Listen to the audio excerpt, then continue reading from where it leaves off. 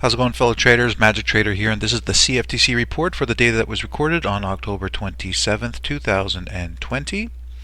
Here is a brief snapshot of the positions held by the institutions as of that date. And so let's start by having a look at gold. Well, what do we see here? Well, we see that price was consolidating here on the weekly chart right before it dropped a little bit lower, and as it was doing that, the institutions took profits. They took profits and reduced their overall long positions from 340,000 to 326, which is a good substantial amount of profits to be taken on long positions. At the same time, they did reduce their shorts from 90,000 to 77,000. We've talked about this many times within the school, why that would take place like that. And so because of that big reduction in short positions, we have long percentage at exposure at 81%, going up from 79% does not mean they are bullish, as we all know. So we're starting to see really good signs of that profit taking, and we'll likely see a continuation to the downside in the weeks to come. Alright, let's take a look now at oil.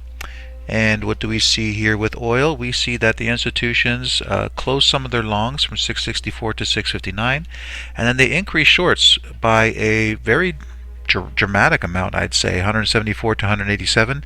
That puts short positions into a more aggressive territory, and that came as price was consolidating here at the weekly area supply. And lo and behold, what do we see? We see a drop in price. Alright, so this is a good move here. Now, as we've talked about, there is a monthly area supply here that is technically in play, and because of that, we could see price drop a lot further like this. And I think it's likely that we'll see somewhat more of a drop because we are looking at the US CAD and we're seeing weakness in the CAD, and the two are usually aligned with each other, so it's possible that we see a larger move to the downside. Is it going to drop like this all the way down? I mean, anything is possible because there's really nothing here to stop price from doing that. Okay, still waiting over the longer term to see a bigger push to the upside.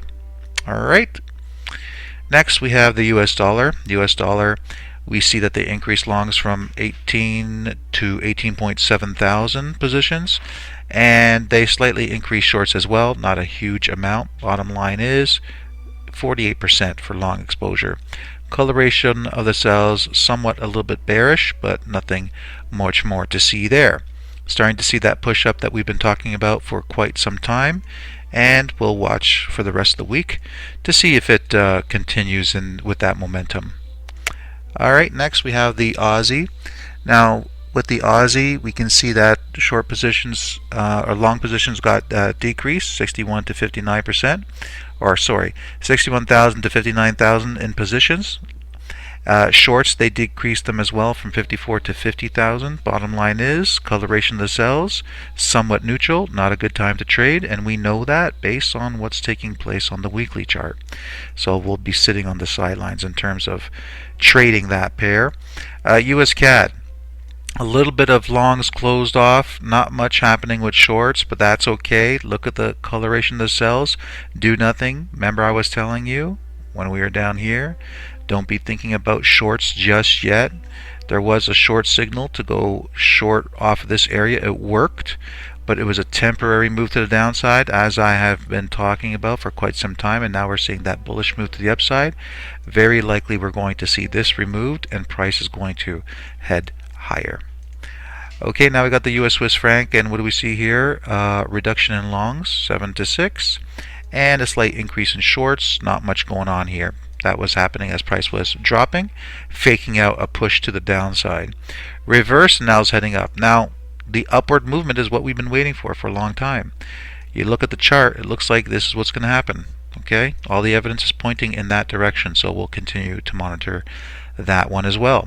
Euro, profit taking on longs, this is a nice one, 229 to 217. We also see some closure of short positions, 63 to 61. Okay, so profit taking on long positions as price was heading up, and then we see the drop. Okay, beautiful. Profit taking on long positions is what we've been watching for quite some time now. Alright, as they were getting to these extremes, we knew that we had to see some profit taking, and profit taking is going to fuel a push lower, as we've been saying for some time now. Okay, so we're still watching this. It's going to be a nice trade signal soon, and we'll get on board that when it is ready. Pound, not much happening here, but closure of longs from 39 to 31. And then we see a slight decrease in shorts as well. So closing longs at the highs, and then we see a slight drop. We might see some weakness here. You know, when you look at the euro and you see the weakness there, the strength in the dollar, it's likely this is going to follow suit, and we might see a little bit of a push to the downside like that. US dollar, Japanese yen, they closed some longs. They did nothing, pretty much nothing with their short positions.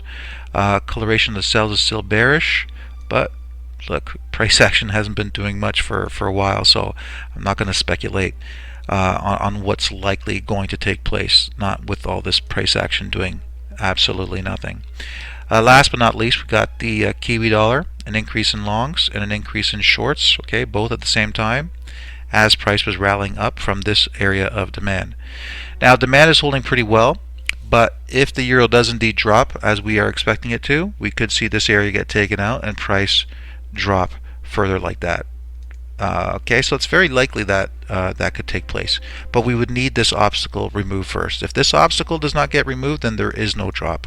If it gets removed, then very likely we will see that drop form. Okay, so be safe out there, guys and gals, because the elections are coming out on Tuesday, and there's going to be a lot of volatility. There could be some mass manipulation taking place by the institution, so be careful if you're day trading on lower time frames. All right, that is your CFTC report for October 27, 2020. Happy Halloween. If you have any questions, you can reach us at www.whiteoakfx.com.